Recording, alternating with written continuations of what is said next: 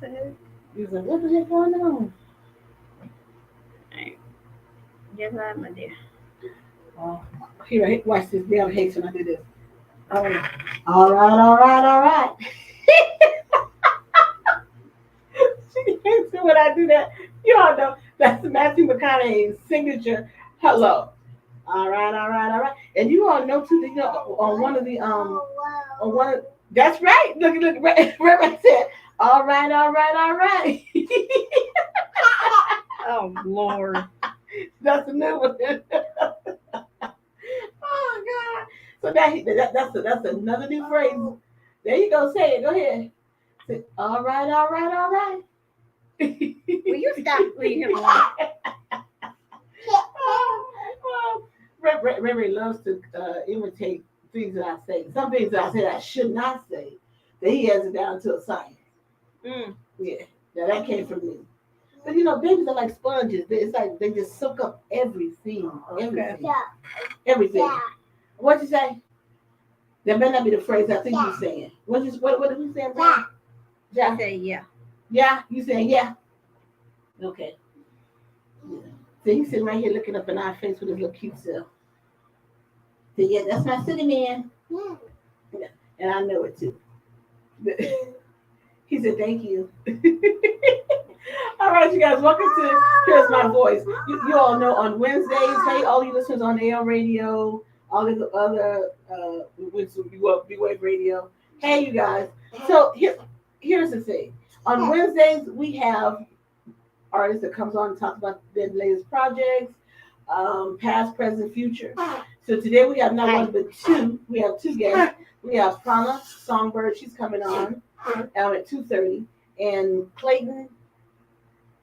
Oh my God! I want to keep on saying Seeger. It's not Seeger. Clayton. Anyway, she looked at it. Clayton is gonna come up and join us at 2:00. So in less than a half hour, we're gonna have our first guest that's gonna come on and tell us what they've been doing. He's been in the music industry for years now. Back in the 80s, I think he was a session. What do they call it in the studio? A sessionist. A sessionist. So he would come in and do I guess music. You know, backup as a backup singer. Uh-huh. I guess that's how you call it. So anyway, he did that, and he was signed to I guess the Sugar Hill Records back in the day. And so now he's been from Minnesota, New York, New Jersey, not New York, New Jersey. So he's been back and forth for years. So now he's ready to. He's working on his. He has a new single coming out called Losses, coming out on September 23rd, I believe. So look forward to us having a conversation with him in less than half an hour. All right. It is hot today. It's toward the end of July. It's going into August, which means it's going to be hot as Hades in August, as it always is, the hottest time of the year in August. Hot is understatement. And we're in the studio. I'm trying. I don't want y'all to see. I got sweat developing. Listen, I feel the beads of sweat. Just coming up on my forehead right about now. I feel it.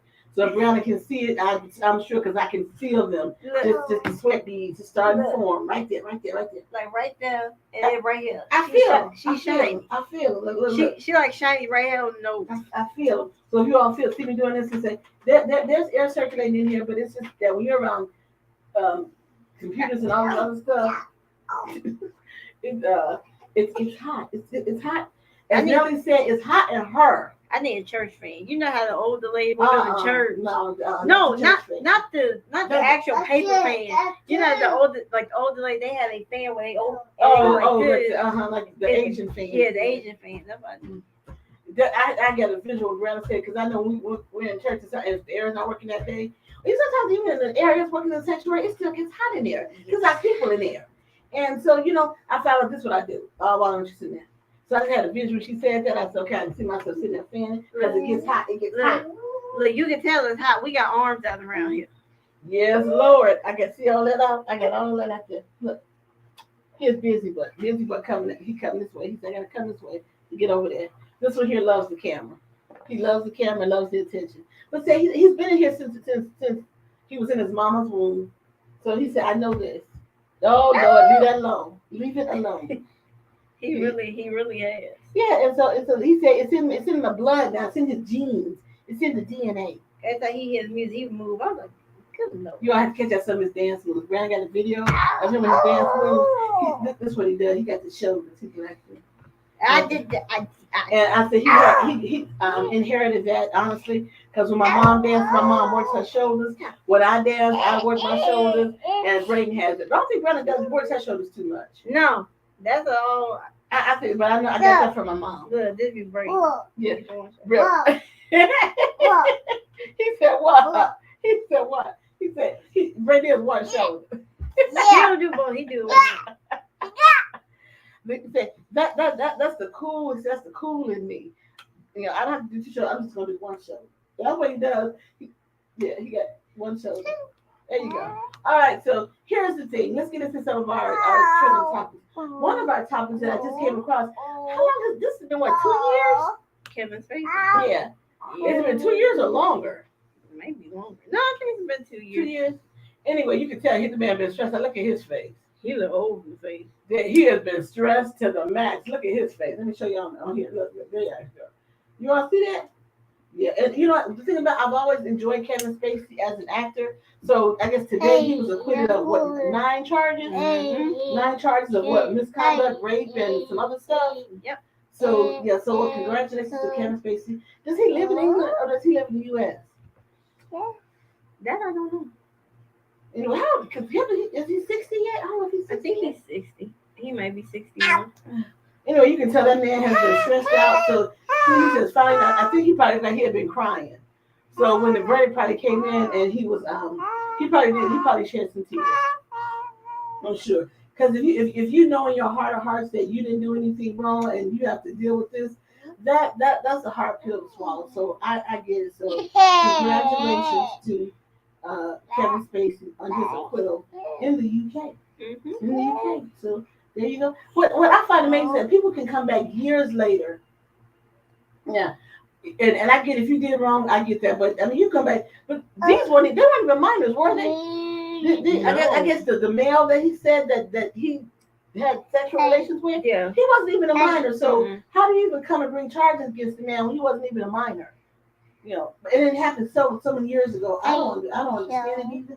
I don't know. If you guys look, I look kind of blurry right here. It's because because she's sweating. Well, no, probably because my cameras are not clear. You know, that could be as well. So I'm just, you know, just congratulations, congrats to Kevin Spacey. It's been, I'm like, it's been since before Brayden was born. So it's been about 3 years, I think.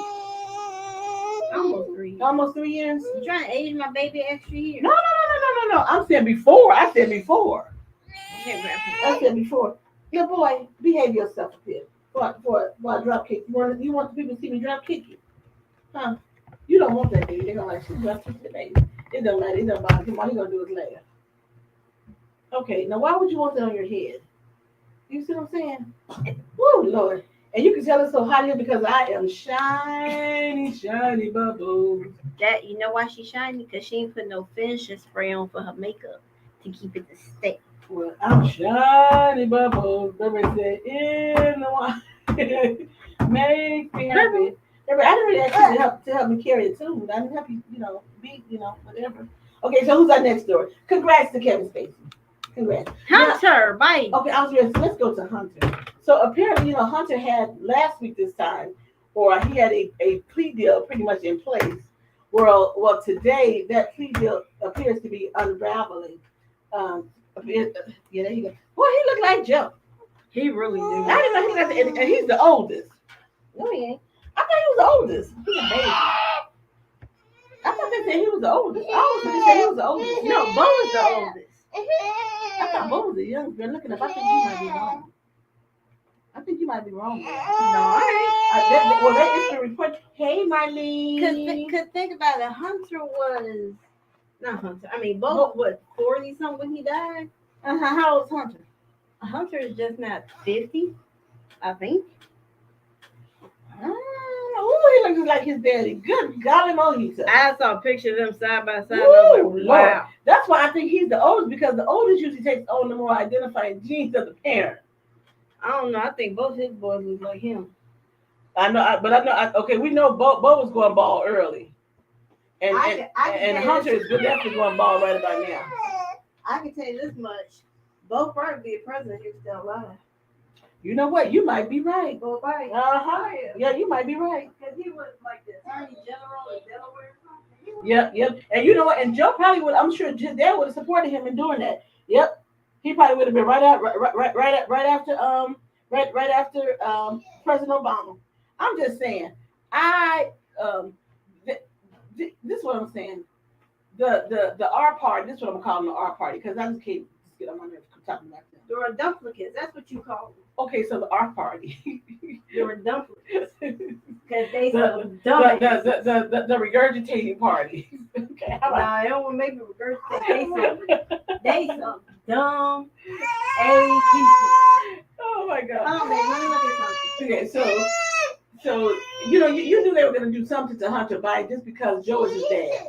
And the reports are saying, because Marjorie Taylor Greene and McCarthy, they're saying that Marjorie Taylor Greene might be happy because she's finally going to get her wish, and may impeach Joe Biden. Now here's the thing: you all can put that out there, and you can bring it to the floor. Yeah. But I honestly don't think. Yeah, Hunter's younger. Oh yeah. Yeah.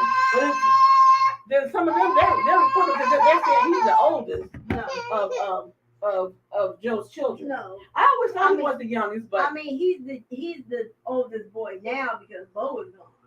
But if Bo was still alive, Bo was born in '69. Hunter was born in '70. Oh, and he got the daughter Ashley. Okay, because Hunter's the one that had the daughter with Bo's ex-wife. No, he dated Bo's widow.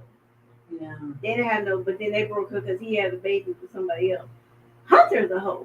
Hunter is a hoe and some other stuff like Oh my God! You can tell that when he was young. I said Hunter is cute.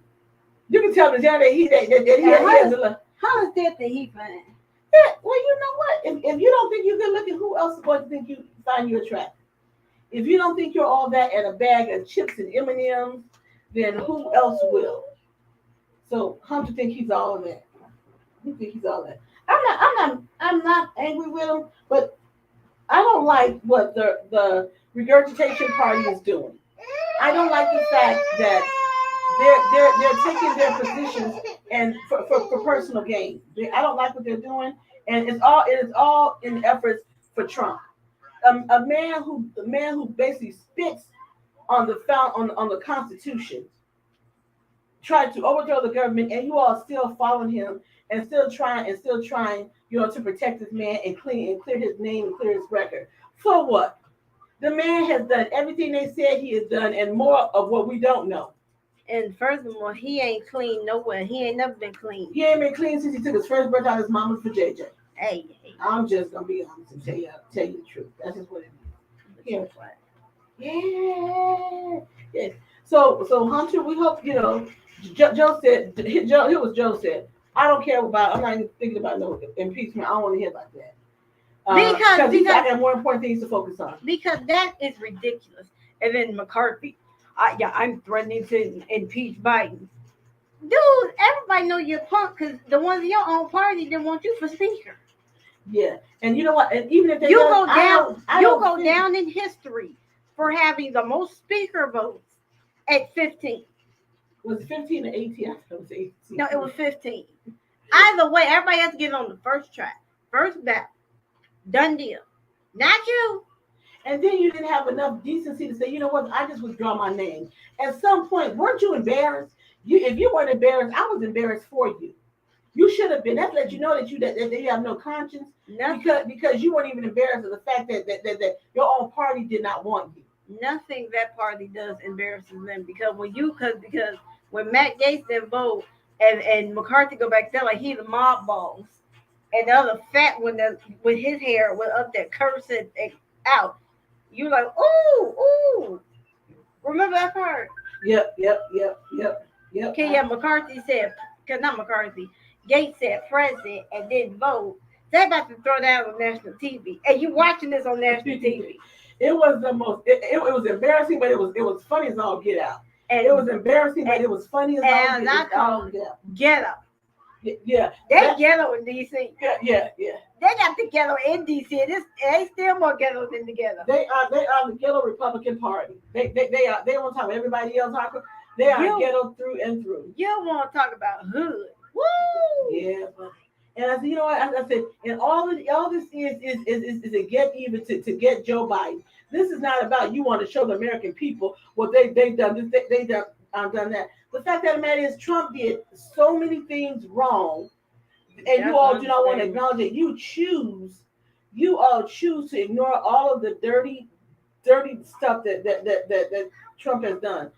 Biden was Senate for 40 years, I think 40, 50 years, then vice president. Nothing that he did could ever amount to the stuff that Donald Trump did in 4 years. That man created treason, if you want to call it, across the board. And now, Rudy JJ, Rudy has acknowledged that he made false statements. Exactly. So Rudy is 80. And Rudy's trying to save himself. Rudy said, "My ass is too old to be going to jail." Right. Cause everybody taking the Jeff Sessions approach. Ain't nobody heard from Sessions since he resigned and went back to Alabama. Ain't nobody heard from Sessions. Sessions said, and you know what it is? He was smart because he got out before everything hit the fan, which I thought was hilarious. Because Sessions knew. And Sessions' main thought was, I'm too damn old to go to prison. Yeah. Sessions didn't even go. Once everything, Sessions was down there, Alabama. Sessions didn't even go back to D.C. They said Sessions sent his letters by email, fax or something. And that just goes to show. Well, I'm sure Special Prosecutor Jack Smith. Yeah, I'm pretty sure that he has talked to everyone that was ever a part of any cabinet position in D.C. when Trump was president. I'm sure they have all kinds of statements, and you would love to read the statement from Sessions. I would love to hear what Sessions had to say, because he's probably saw some dirtiness, some all kind of unethical behavior that was transpiring, under Trump, and all of them did. Even one was the crazy one was there for what, 24 hours or 2 days. Who was that? Scaramucci. Yeah, Scaramucci. Scaramucci left by that. What did he say? Nah, I remember that. Scaramucci said, what he said? He a damn fool. Nah. What he say? Oh, that MF for crazy. Is that what he said? No, he said that's crazy something. Oh, that's right. Them people were stopping, laughing. I was laughing when he said it. I was like, and he said it so fast, they had to like play it back. They had to play back the soundbite. Yeah. He would get the man was disheveled. He had his briefcase like this. Oh, right. He said that's crazy something. Bitch, gotta go. So what happened here is when he came out looking like that, he probably jumped at somebody, and they probably escorted him out, because the only way your clothes are going to become so disheveled like that is that somebody leaped at someone in that White House, and they escorted him out the door. That's what happened. I'm almost inclined to say him and Donald Trump probably leaped at each other. Well, no, he probably leaped at Trump, because let me tell you something. Donald Porky Pig Trump is the biggest coward you would ever in your life want to encounter. Let a man go with him one-on-one, no bodyguards or no security around. What do you think Trump's gonna do? Nothing. Nada. But that's like, and that's a valid point. That's like even with the when he was leaving from the podium before the insurrection, and the limo stopped. And they were trying to tell him to stop. He was trying to tell him to stop the limo. I promise I would beat that fat up in that limo. Right. By the time we got the limo, his comb over bit like this. Cause he had to grab at the steering wheel. If you could, they should have shot him. It's funny if you could hear some of the testimony from the people. They probably like, we have never had a person behave like this. The man has no integrity, no decency about himself. And anyone who casts a vote for Donald Trump, you are just like him. You are just like him, and you deserve whatever he dishes out to you. You deserve it, and then some. And where is Mrs. Portage from Arizona? Who? Carrie Lake. Oh, don't talk over that. Oh, don't talk that trash. That basically threatened people said, we've got this ready and we're down with NRA. You think anybody else got their stuff ready? Yeah. You want to go there? With your ignorant. That's why you lost. I mean, and she's a nightmare. She is a nightmare. Carrie Lake. Yeah. Well, okay, so when she was running for a governor. She ran for governor of Arizona and she got the brakes beat off her. Like every other Trump they put up there, got the brakes beat off. Like Blake Masters. You're supposed to be this amazing venture capitalist. Oh yeah, that's right. But yeah, you were up there. Well, if the Republican National Convention put more money into our campaigns, we would have won. No, if Donald Trump wasn't stealing the money for his legal fees, you might have stood a chance. They would have some extra money to give to you. Right. But you're a venture capitalist, so why did you need any money anyway? Right. And you weren't able to raise money. You're a venture. That's what you do. Because venture capitalist is a high fancy word for idiot. Because if Candace Owens' husband could be a venture capitalist, well, damn. The former farmer. Yeah. Exactly. Even the baby had to chuckle. Yeah, we all some venture capitalists for that matter. Exactly how boo. Yeah, he said, huh? He was a former farmer. Now he's a venture capitalist. What? Oh my God! Right. Well, we have at least she permed her hair. So we. Well, I guess so. When you're getting some money. Right. Exactly. Nappy head helper. I don't care what nobody said about when I call her that. Nappy head, ugly helper. Right. Up there, TV. And Donald Trump did this. Girl, shut up. Don't open your mouth anymore. Don't open your mouth anymore. All of them are like Candace Owens. It doesn't make me anything the fact that she happened to be black. She's ignorant. It's like all of those that they have. Don't mention her as black. Well, she has a shade. Let me just say that she has a shade. She's like Clarence Thomas. They ain't black. Like Larry Elder, Tim Scott, Candace Owens, Clarence Thomas. They ain't black. They just have a tan. Yeah. They just tan. Okay, they just have a tan. And we know Clarence Thomas got tan because that's ugly. Well, Clarence Thomas is ugly. And I don't say ugly, I say ugly. You ugly inside and out. That is one ugly human being. You know what? Your mother should have spared us all. God rest her soul. She should have spared us all from your son. I mean, how would she know her son was gonna grow up to be that age? Here's the thing: when you carry a child and you have an idea as the child grows up who they are and their what their spirit is. That child was probably horrible when she was carrying him, and she didn't know why. That child was probably horrible. She probably had the worst labor, and labor is hard anyway, but it was probably undescribable. I mean, he probably ripped that woman from the inside, from the rooter to the tutor.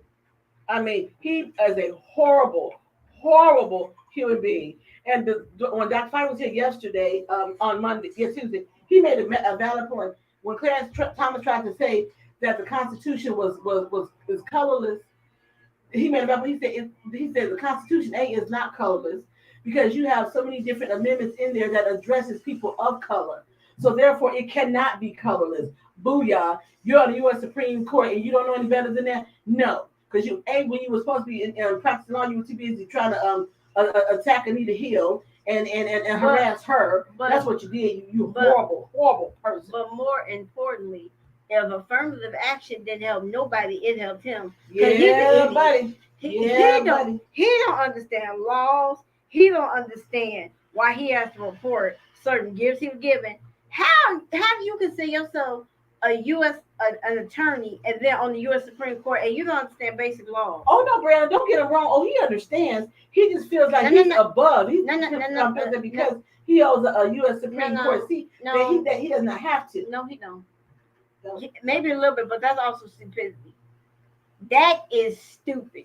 You look at him, and that's why he wears glasses. Because if he take the glasses off, he cross-eyed. He cross-eyed and he crying every day, all day. He crying all day, and he make everybody else cry. Yeah. That is the most unattractive. So him and there we go. There's Porky Pig number 2, and then there's Porky Jr. the wife. So you got Trump Porky. Trump is the leading Porky Pig. Then you got Clarence Thomas, and then you have Jean, the Oh, wife. she So sent you me so that. so all you can put all three of those in a the pig pen together. Because that's what they are. All three of them, they're horrible, horrible human beings. I have the fact that Clarence Thomas sits in a seat held by Thurgood Marshall. It's so irritating Irritates to me. it. It's just irksome to me. It It is. irritates the average It is. person. It is. So I mean, Clarence Thomas, you okay? I digress. I don't want to name call, but you want embarrassing Negro. roll back this way. Well, okay. All right. I don't want to go. Okay. So who's going to my next story? Let's go. That's all you sent me. Let's go. Let's go. That's all you sent me. That's all I said. I got some more. I got some more now. I got a question for you. She got a question for me? For what? Okay, what's your question? So, What's the What- question? oh, you talk about Sinead O'Connor. Oh, you guys know Sinead O'Connor. If you guys didn't know, she was a singer, Irish singer. Irish singer, and she passed away. Well, today, right? I guess At the late age last of, or night. at the age of 56. It does not say.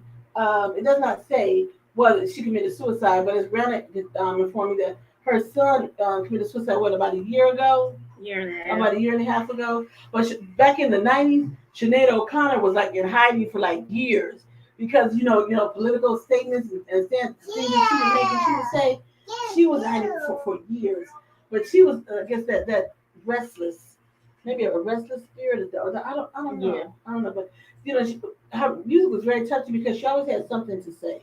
Her music always said something. So hopefully now she's finally found some peace. How many kids does she have?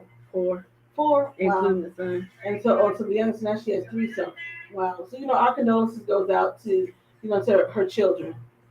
That's a hard pill to swallow. I just hope she didn't take her own life, but I think she always dealt with some type of depression. Mm-hmm. I think she always did. Yeah. So rest in peace, Sinead O'Connor. Sinead.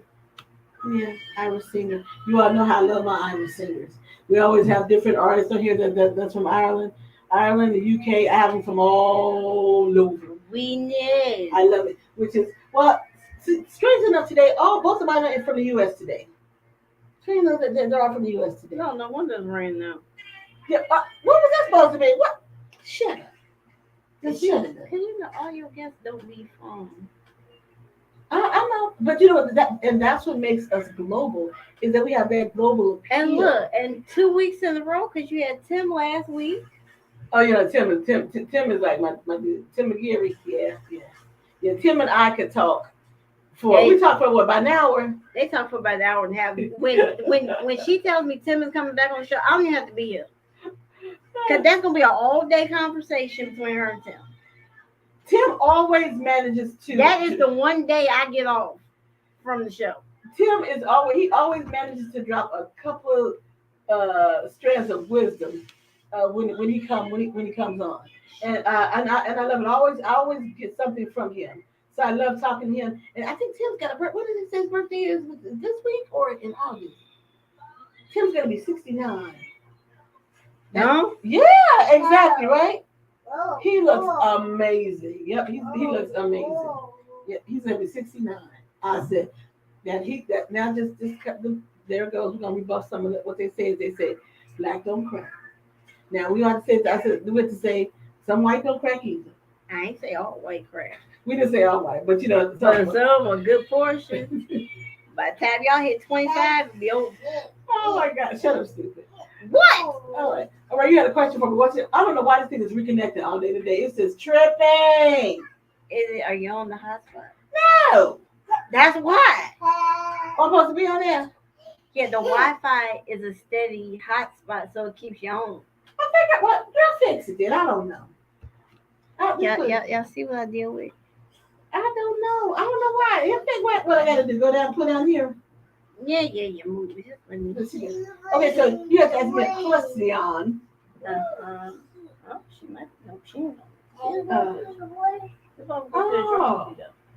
That's why you keep it. I kept seeing them like, I bet she ain't on the Wi-Fi. Oh. Done. Ta-da. Good for her. See, I tell Brianna is always this is my tech person. Yeah. I mean, if when she's not here, sometimes Dr. Fine on his own, he said, Lord, L running by himself. He said, He said, we may be on, we may not be on. You may hear me, you may not hear me. I tried, you all. I really tried. But what you all want me to say? And she feels miserable. Oh, I don't know why you feel the need to pick on me all the time. I just I can't with the whole technology stuff. Okay. As I promised. 30 minutes. Okay. Actually, you have 20. Why? Because you gotta have 5 minutes. Oh, okay. As I get, Brianna, she's giving me my time check. This is how she thinks she keeps me on target. Whatever.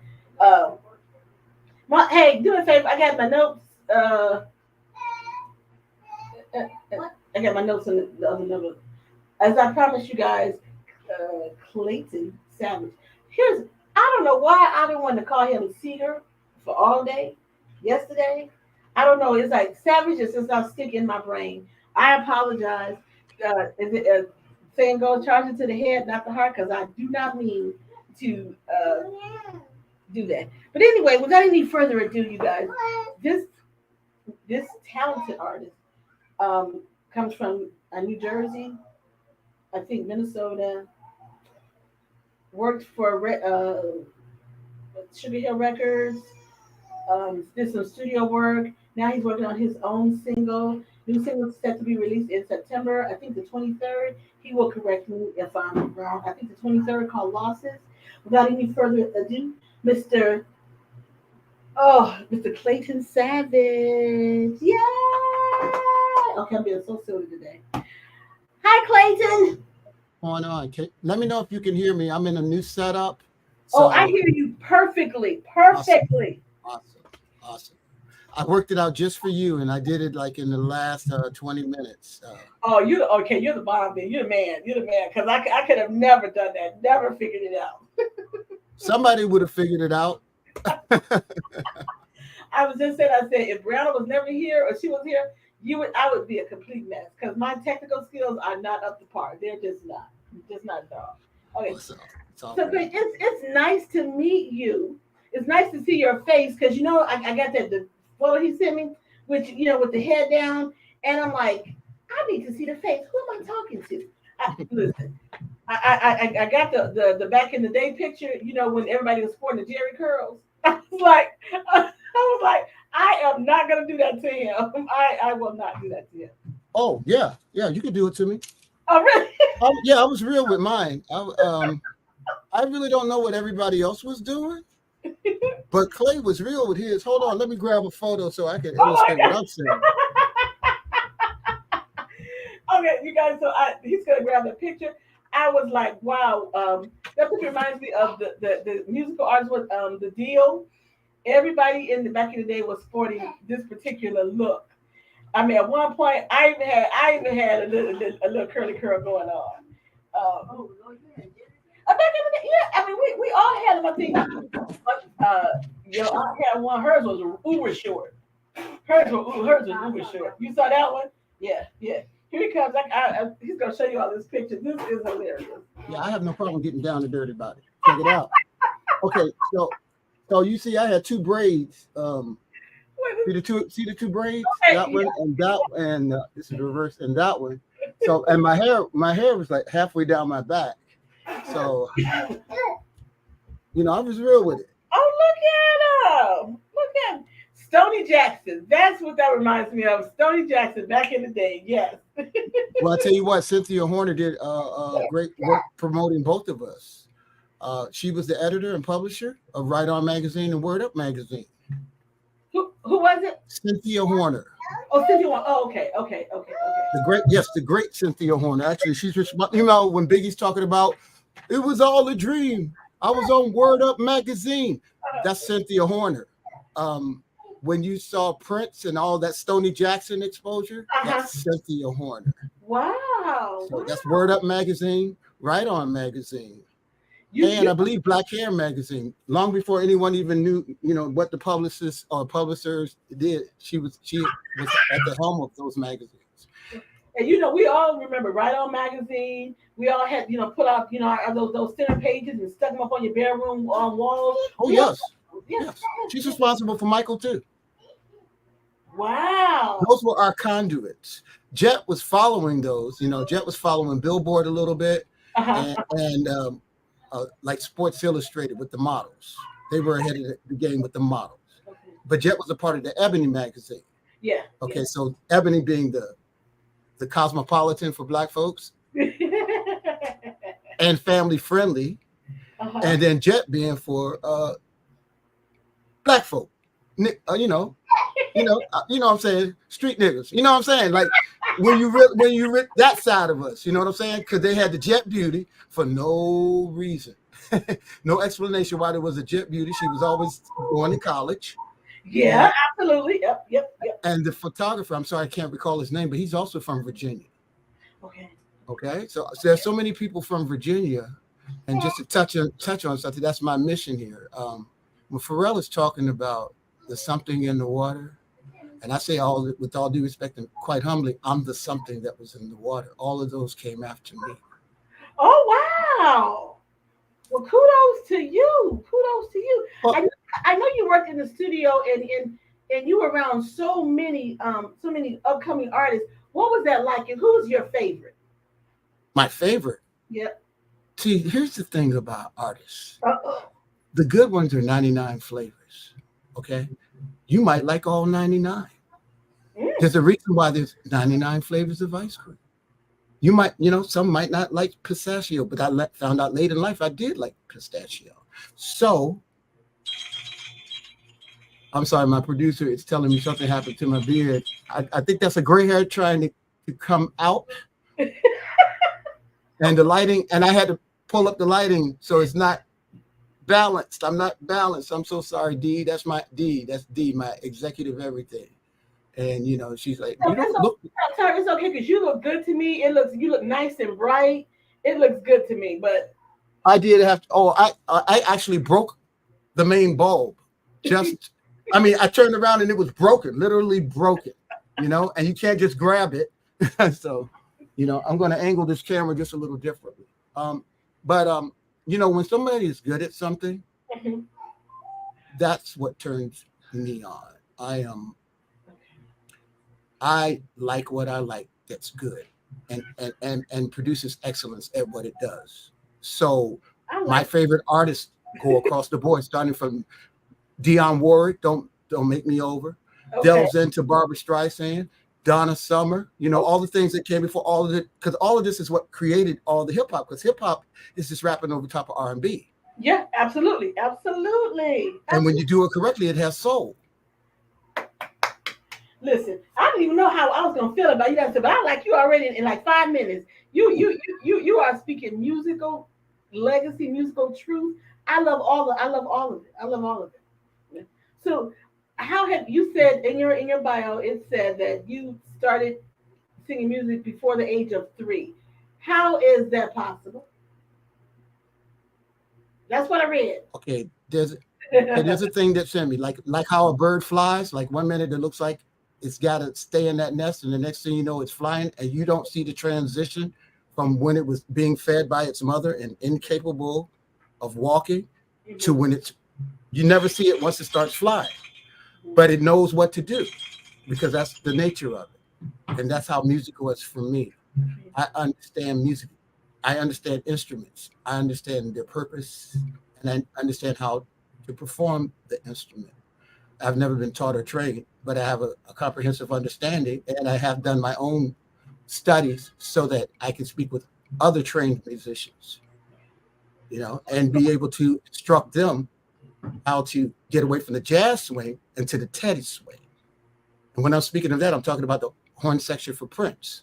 Okay. Because they also performed with the band that I was with called West Side. When they weren't with Prince, they were hanging with me. So I'm teaching them how to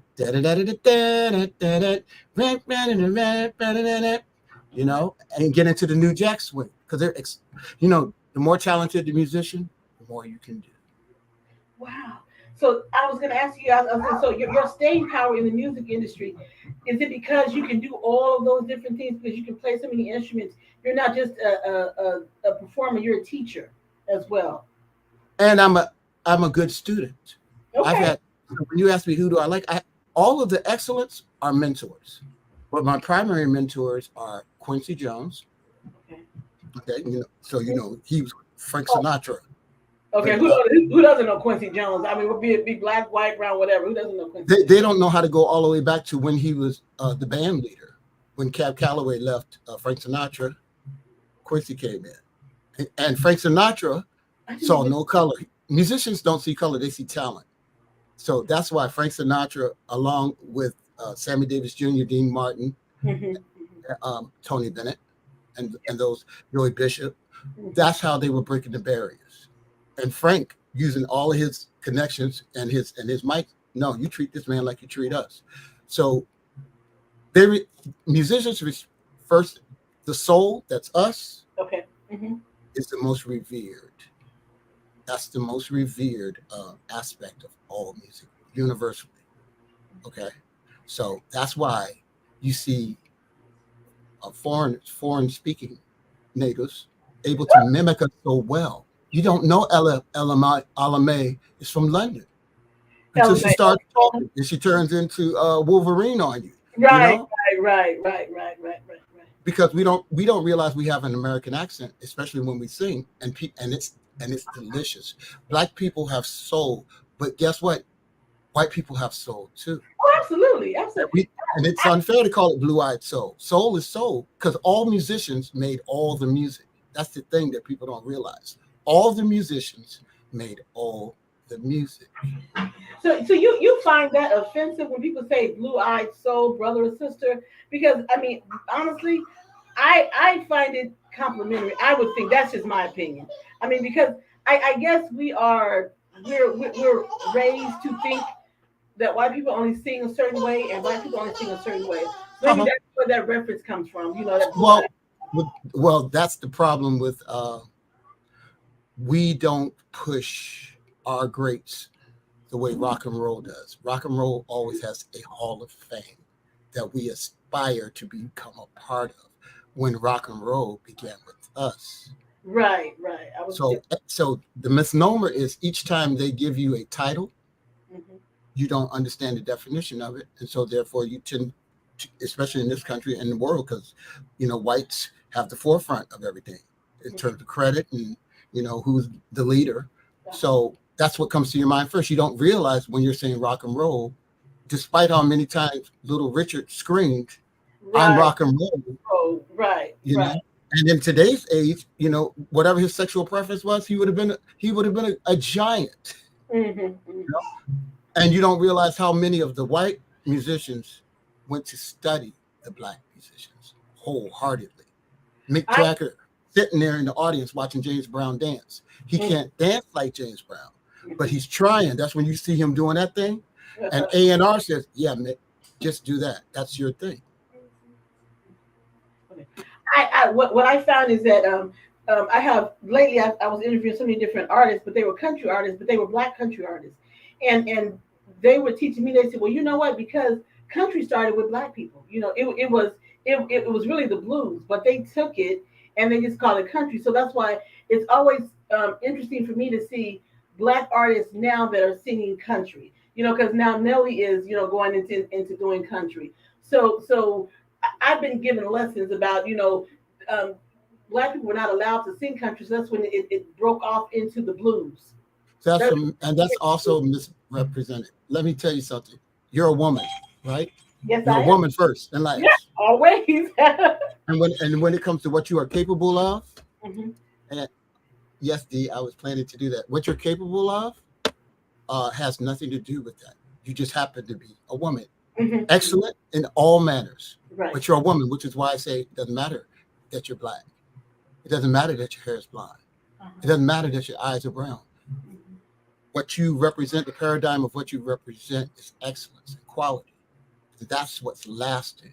When you affix it to a race, because race is a concept and a construct and not actually true. It's just a human race. So when you start bringing in all of these modifiers and adverbs and adjectives and things that have triple meanings, because our language allows connotations, triple meanings. We can say girl, and girl can mean we get ready to fight. You're my best friend. You a little girl. You my homie. You my daughter. You see what I'm saying? And so, but certain words are what they are. Daughter. Daughter means you think of someone as your daughter. Doesn't necessarily mean you gave birth to them. Those are immutable. So blacks were doing what they had to do in the fields when they were singing. What they call what do they call that? When they were singing in the fields. Well, yeah, that's the soul music. That is the soul. But it was also combined with Africa. Remember, we came from Africa, so we already had the rhythm in us. We had the superstitions of Africa in us and the mythos of Africa, which is why we're so creative with the stories. And what else wanted to sing about what we weren't? Being enslaved all day long. You're going to sing about the kingdom of heaven, and that's where the blues began. It's not gospel as you know it. It's more soulful gospel like that. Then they started teaching themselves how to play instruments. You had Beethoven and Bach, but you also had oh my gosh, I'm so sorry I can't pull his name. You know that the entertainer.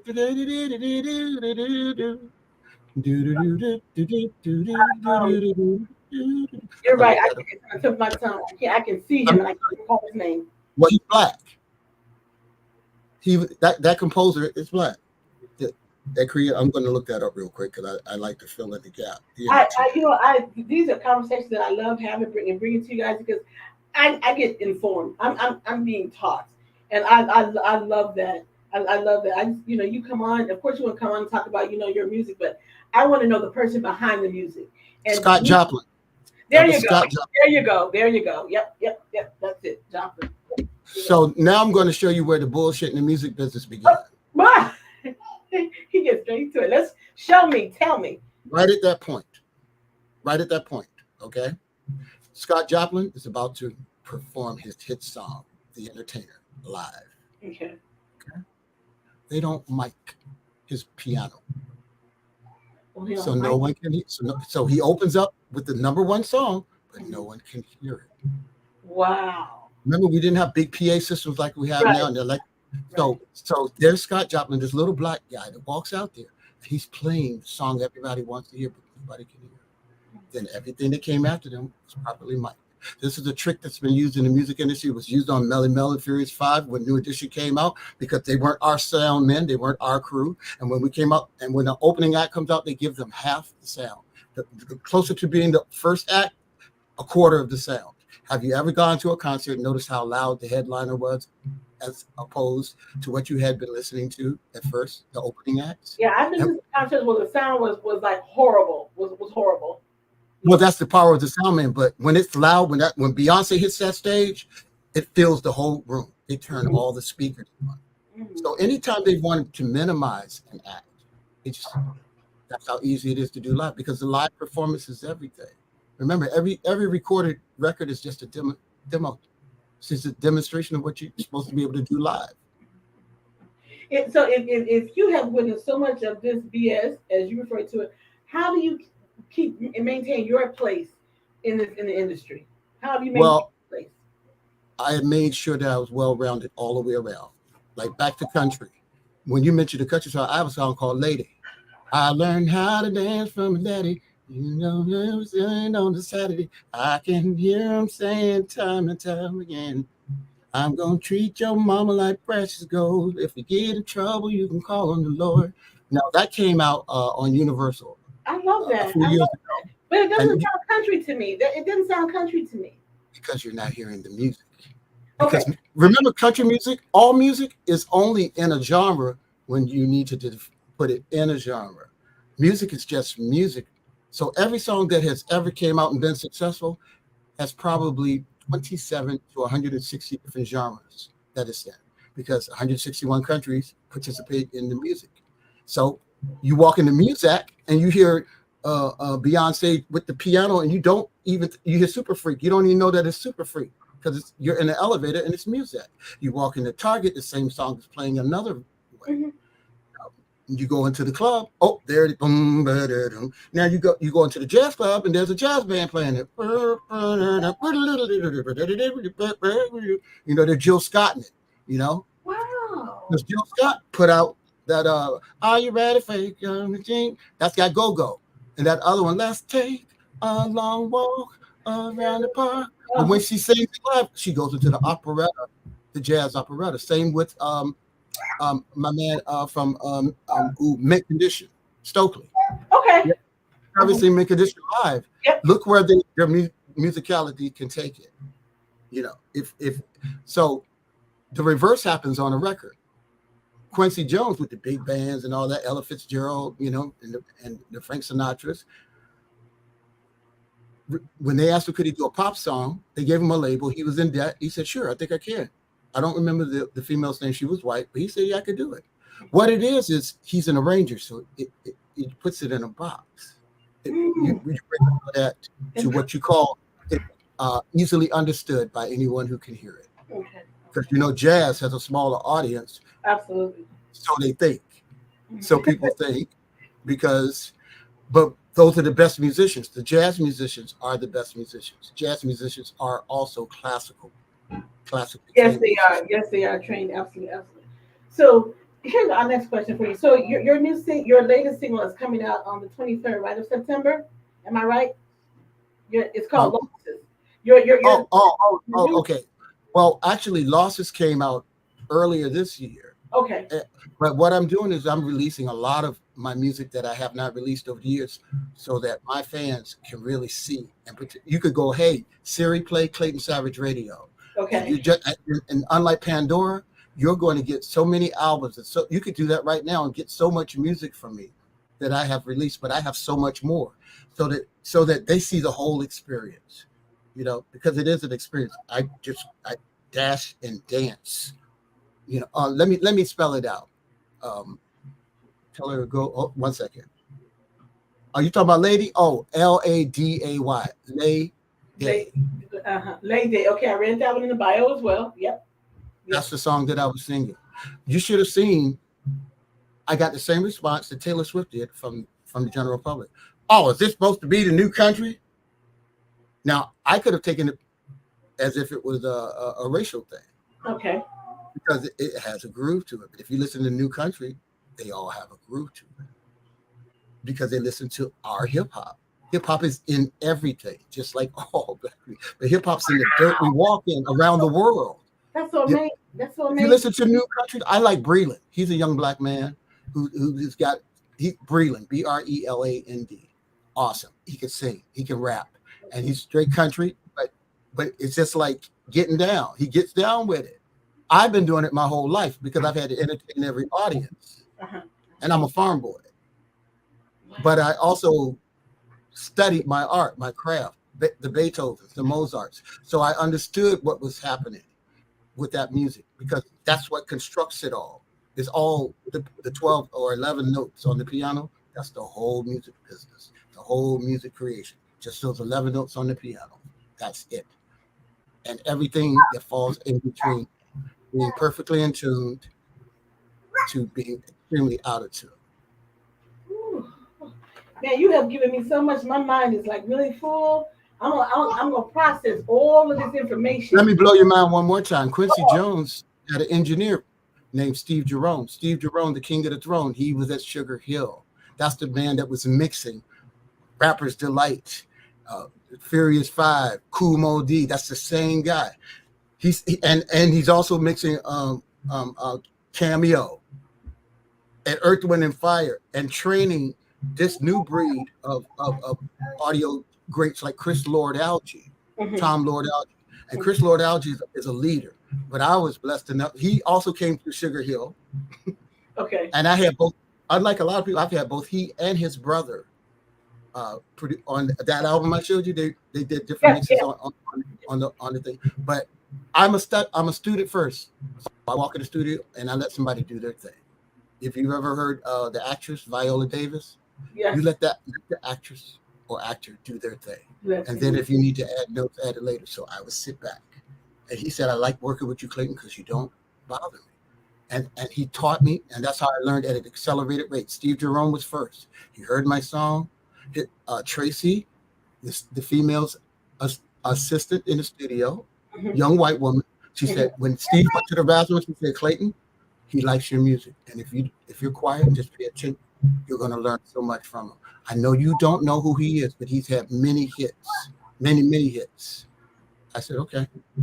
Next thing you know, he's putting my hands on the mixer because nothing was automated, and he's getting me into the mix and teaching me how to produce the song. I'm watching him drop things out because I just put everything in, and then you take it out, and that's a producer. It's Quincy Jones. What, you got 124 tracks? You got 124 musicians, and then the real producer in and out. Something you said that caught my attention. You said that hip hop is in every music genre now, and it's in the dirt. It's in the soil. It is in the soil of every country. Let me tell you how much I didn't know back in the day, back in the 90s when hip hop really went into itself. I know it came back it started in 1972, I believe. But when it started becoming more prominent, I was like, this is not gonna be around that long. It's gonna be a fad and then it's gonna go away. Boy, was I wrong. I was so wrong that I can't even begin to know how wrong I was. When you start seeing people like NWA and Snoop Dogg and Dr. Dre, all of them coming up, I was just like, this is just a fad. It's just going to be here for a minute and it's going to go away. And it has withstood the time for like 50 years. What do you have to say about that? How do you explain that? Well, actually, it's more than 50 years, and I'm going to give it to you exactly the way that I've always understood it. And Sylvia Robinson, who owned Sugar Hill Records, is a real musician and a real producer. And there's a reason why we're successful, why hip hop was successful and could not have been successful without her, because that's what she is in her heart and her soul. And she had real musicians around her, but she's a real producer. Everything that she trained Cheryl the Pearl from Sequence. Okay. That's her protege. Cheryl and I watch how they work. Her son Joey Robinson, Mommy, Clayton's written a song. I want you to hear it over the phone. She's at in her mansion in the kitchen cooking chicken and greens, listening to these things over little speakers. Remember, we don't have these great speakers like we do today. Right. She goes, "Ooh, I like that, Joey." Right then, she says, "Bring that up to me."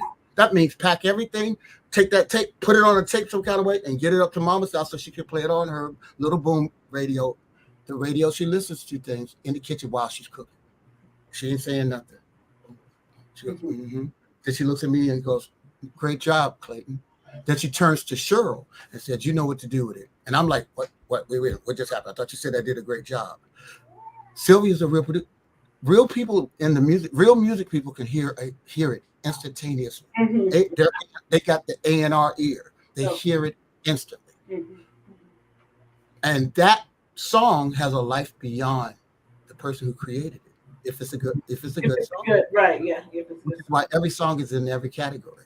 A great song can be in any category, and often is. Brian McKnight's "Crazy Love" was a country song. She gives me love, love, love, love, crazy love. That was a country song first. And the reverse, Prince's "Still Waiting." I think, maybe "Still Waiting." But I know that they flipped that into country. Just like Sinead O'Connor did "Nothing Compares to You." And then the band called The Family did it first, Paul Peterson. And then Prince came in the middle once people realized he produced it, and he did his own version. The Jacksons sang remakes. And so with that in mind, to answer your question, I knew when hip hop came out, it was going to last. I was just afraid that it was going to be goofy. Because underneath it has always been R&B. Absolutely. From the very beginning, the biggest hits I've always had, the real music. There's always been musicians under the best stuff, and that's why they can go again and again and juicy. No matter big, you keep seeing how many times a song can be reiterated with R&B, what they would call R&B, but that's because it's got soul, and it's got the soul of the musicians who performed it. You can mimic it, you can copy it, but you're pulling at that the whole time, and I knew that would be permanent, and I knew that it was going to be bigger than the actual songs themselves because it was something young people could get into. Remember, all of our heroes were already grown and bald, and Phil Collins already had a receding hairline.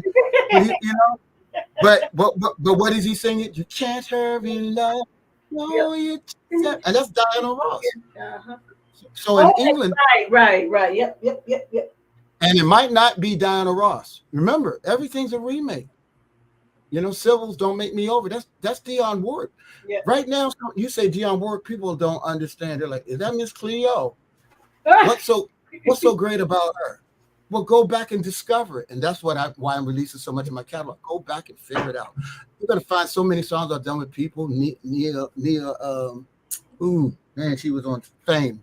I mean, I've done so much music, and you don't know it's me singing because I have a lot of characters in my tones. And Melly Mel's first solo album is both he and me. Okay, I produced it along with him, and I played most of it and wrote most of it and sang. And Mel's a real musician. He's the one who introduced me to Jimi Hendrix, riding around in the Nina Peoples. Thank you. Yes, that was Nia Peoples. Nia Peoples. Yep, Nia Peoples. Yep. I have a song on her release with Monty Moore from the Time. Oh, okay. He heard the song and wanted to produce it with her.